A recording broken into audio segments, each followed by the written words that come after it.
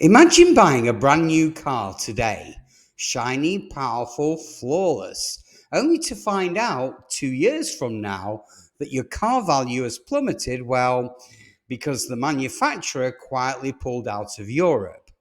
The dealer closes, the parts become harder to find, and your so called dream car, well, it suddenly becomes a liability. That's exactly what's happening across Europe right now as we speak. 7 major car brands, some legendary, some forgotten, are all on life support and no one is warning consumers. Their sales are collapsing, their factories are slowing, and executives are admitting that survival in Europe, well, it's no longer guaranteed. So, just before we take a deep dive, it's imperative you hit that like button and subscribe so that you get notified the minute we produce another game changing video that affects your future choice of car or SUV. And I promise you'll appreciate it. So, buckle up and let's plunge straight in. So, the European car market is transforming faster than at any point in modern history.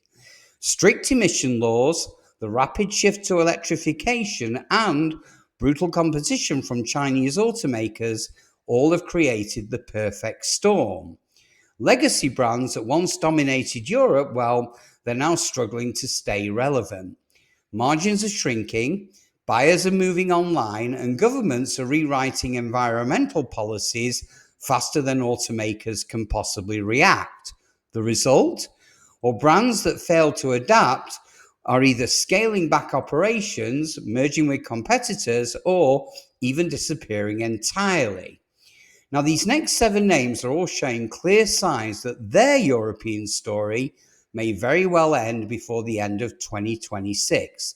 So let's count down from 7 to 1, starting, of course, with number 7.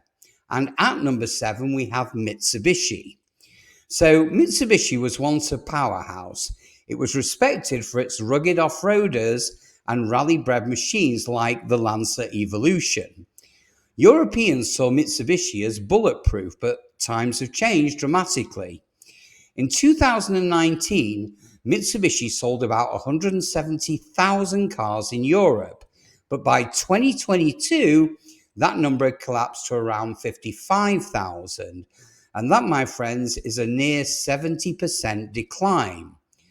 The brand's lineup has stagnated, its designs feel a generation behind, and new launches have dried up entirely. Now, when Mitsubishi announced in October 24 that it would freeze new European models, well, the message became clear. Europe was no longer part of their future. Their CEO disguised the move as a strategy of selection and concentration, but let's be honest here, that's corporate language for, well, we're done here. Now, excuse me, Mitsubishi has decided to double down on Asia, Africa, and emerging markets, where regulations are lighter and margins are higher. In Europe, the brand's presence is fading fast. Showrooms are closing, dealers are merging, and spare parts are becoming harder to locate. Even loyal customers who once praised Mitsubishi for reliability, well, they're switching to brands like Toyota or Hyundai, which have evolved with the times. Now, the few models left, like the Outlander PHEV and the Eclipse Cross, struggle to compete against modern EVs that dominate headlines and incentives. For current owners, this decline means resale values could absolutely nosedive. Servicing will continue for now, but as inventories dry up and parts grow scarce, owning a Mitsubishi in Europe may soon feel like driving a relic from the brand that no longer exists. Next up, down to number 6, Lancia. Now, Lancia was once a name that symbolized Italian innovation and style. From the legendary Delta Integrate to the luxurious Thema sedans, well, it represented a golden era of design and motorsport glory. Fast forward to today, and Lancia's European footprint, well, it's all but vanished. The brand now sells just one model, and that's the small Ypsilon city car, and even that is mostly limited to Italy. Sales figures are grim because in the first 2 months of 2025, Lancia sold barely 2,000 cars across Europe, the UK, and EFTA countries, and that's a stunning 73% drop compared to the previous year. When Stellantis tried to relaunch the brand with an electric and a hybrid version of the new Ypsilon, it seemed like a comeback. But at over €24,000 for the hybrid and €30,000 for the full EV, buyers balked. That's luxury pricing for a city car competing against better-known siblings like the Peugeot 208 or the Opel Corsa, both owned by Stellantis too.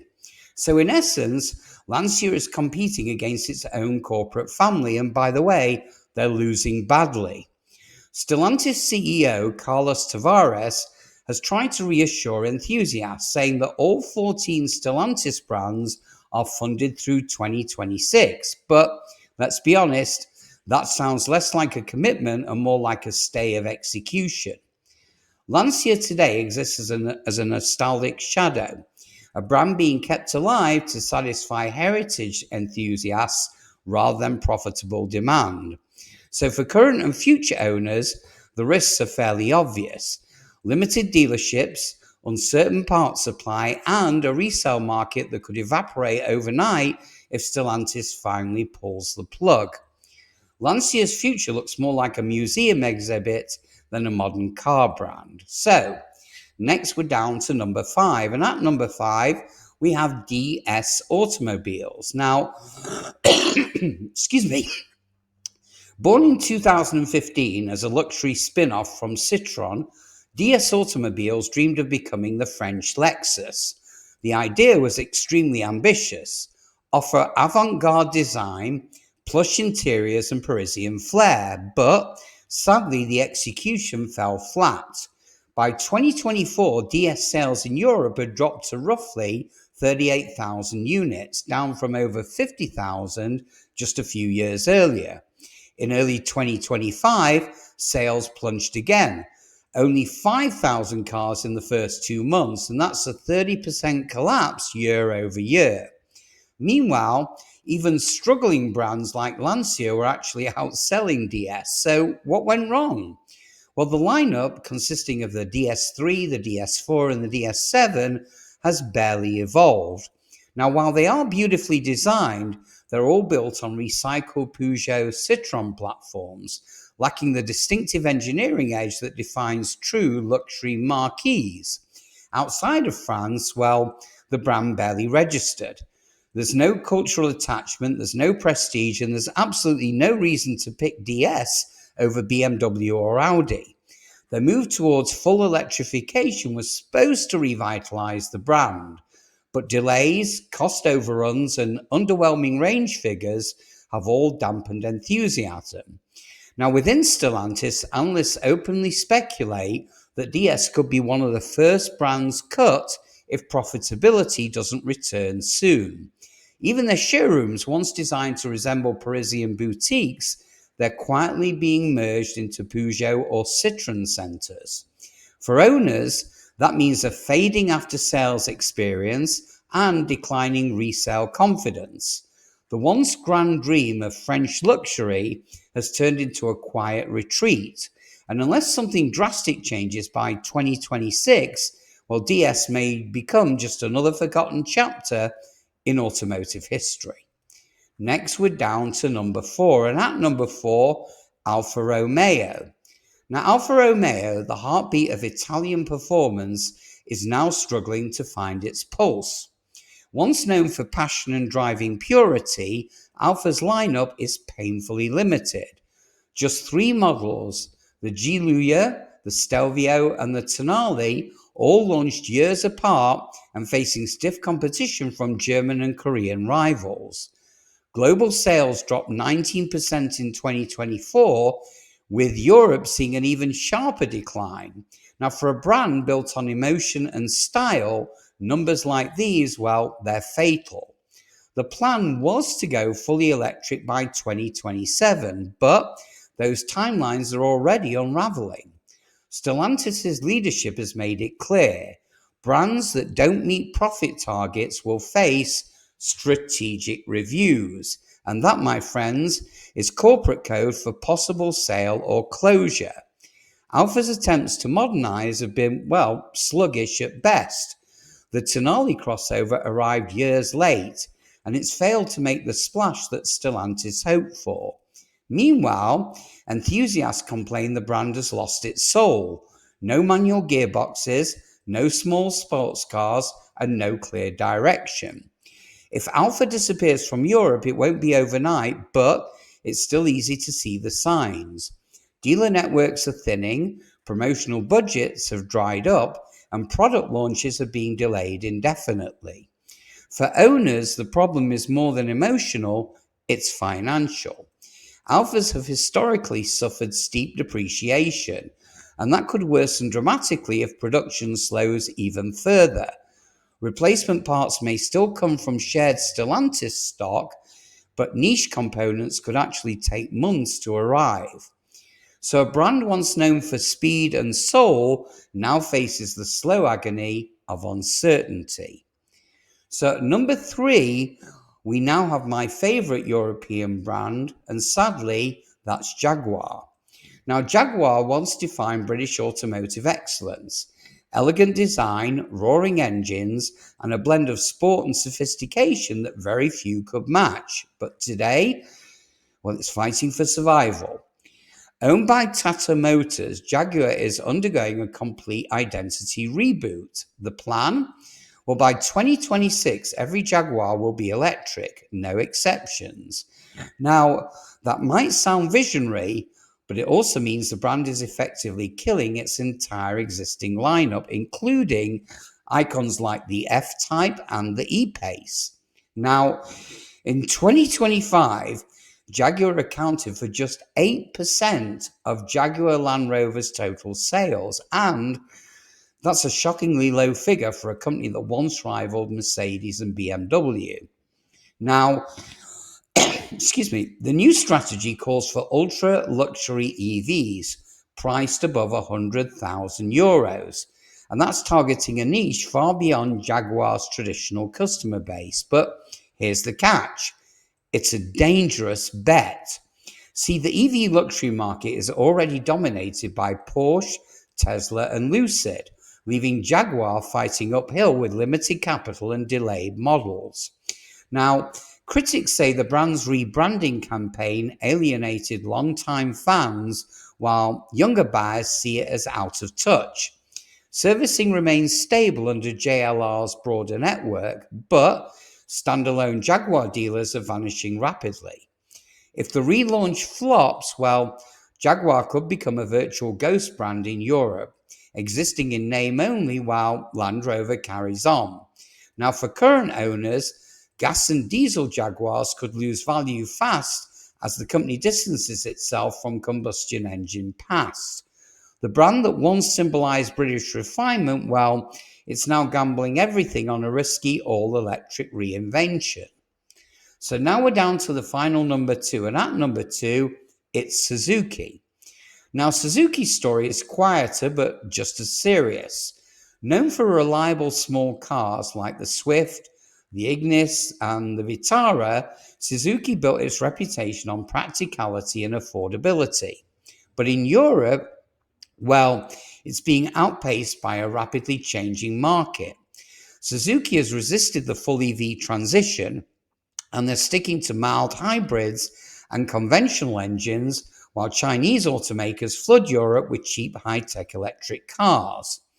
The once beloved Jimny was already pulled from sale in 2021 because it couldn't meet CO2 regulations.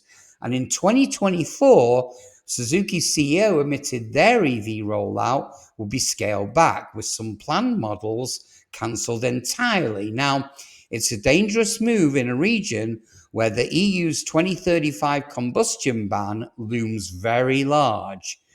Suzuki risks becoming irrelevant to European consumers who now expect electric options. Now, while Suzuki remains strong in Asia, well, its European operations are shrinking.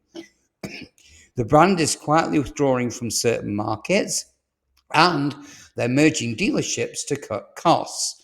Now, that means fewer local parts suppliers, longer repair wait times, and dwindling marketing presence. For owners, well, maintenance will still be manageable because Suzuki shares many parts globally, but resale value is already slipping, with used Swifts and Vitaras depreciating far faster than comparable Toyotas or Hyundais. So, unless Suzuki dramatically accelerates its EV strategy, well, it could be forced to exit Europe altogether, not through bankruptcy, but slow and steady retreat. So, forgive me, we're finally down to number one. And at number one, we're looking at Maserati. So, Maserati, the crown jewel of Italian luxury, is in deep financial distress. In the first half of 2024, global sales fell by nearly half, with total deliveries around 6,500 units and losses exceeding well over 80 million euros. Now, that's catastrophic for a company positioned as an elite automaker. Stellantis executives publicly claim Maserati is safe, but behind closed doors, the math, well, it just doesn't add up. The brand's new electric transition is bleeding cash, while traditional gas models are aging out of regulation. Maserati's problem is identity. See, it's caught between Ferrari's exclusivity and Porsche's practicality, but without the loyal following or reliability reputation of either of those. Now, customers really love the badge, but not the ownership costs. Dealers across Europe report shrinking demand and parts backlogs are growing. If Stellantis decides Maserati's prestige no longer justifies its losses, well, it could quietly wind down production or even limit sales to select global markets. Now, that would devastate owners. Parts would have to skyrocket in price, insurance premiums would rise hugely, and resale values, well, they could collapse overnight. If Maserati disappears from Europe, well, it won't just mark the end of another car brand, it would signal a shift in the entire luxury auto landscape. Now, the trident that once symbolized Italian excellence, well, it may soon become nothing more than a collector's emblem of what it really used to be. So, there you have it. And as you can see, Europe's car industry is undergoing a generational reset. Electric mandates, environmental policies, and global competition, they're all forcing automakers to make brutal decisions. And those seven brands, well, they're just running out of time. Now, some will retreat quietly, some will merge, but others will simply fade into history. But for consumers, well, the warning is pretty clear. Before you buy, look beyond the badge. Ask yourself if the brand behind your car will still exist in 5 years, because, well, the answer may very well shock you. And if you found this breakdown useful, smash that like button, subscribe, and hit the notification bell so you never miss another video that affects your wallet, your car, and your future. Oh, and by the way, check out our latest video entitled "The Car Market Bubble Has Just Popped and It's Worse Than What You Think." And there you'll see an even closer look at the chaos shaping the automotive world. So until next time, drive smart, think long term, and never underestimate how fast the car market can actually change. Take care, my fellow drivers, and I'll see you guys on the next one.